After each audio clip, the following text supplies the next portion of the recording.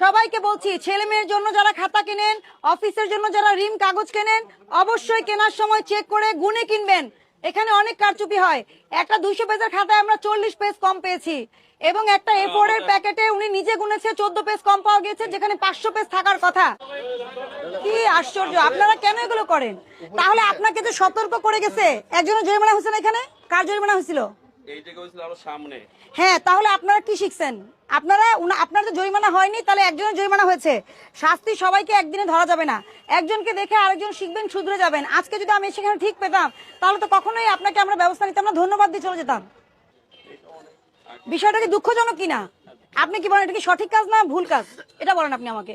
এই যে আপনি 100-200 পেজে ওরা লিখছে, 200 পেজ, এটা 160 পেজ।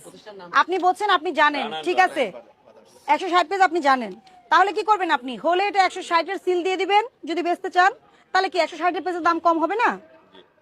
অথবা আপনি এটা বেচবেন না, ফেরত দিয়ে দিবেন। আপনার দোকানে এসে কেন আমরা এটা পেলাম? এই খাতা বের করেন সবগুলো। ভোক্তা অধিকার সংরক্ষণ আইন 2009 45 ধারা অনুযায়ী 1 বছরের কারাদণ্ড, 50,000 টাকা অর্থদণ্ড বা উভয় দণ্ড দেওয়ার ব্যবস্থা রয়েছে শুধু এক জায়গায়। আর আপনি পরিমাপে কারচুপি করেছেন, এখানে আরো একটা ধারা আছে। এখন আপনি বলেন এটা কি ছোট বিষয় নাকি বড় বিষয়? ছোট না বড় বিষয়? ব্যবসায়ী কত বড় সেটা বিষয় না। সর্বোচ্চ জরিমানা যা আছে তার চেয়ে 1 টাকা বেশিও করা যাবে না। আপনাকে সতর্কতামূলক 20,000 টাকা জরিমানা আরোপ করা হলো। আপনি 20,000 টাকা জরিমানা পরিশোধ করবেন এবং মুচলেখা দিবেন, ভবিষ্যতে যদি আমি এসে 1 পিস এরকম পাই, আমি কিন্তু সব খুলে খুলে চেক করব।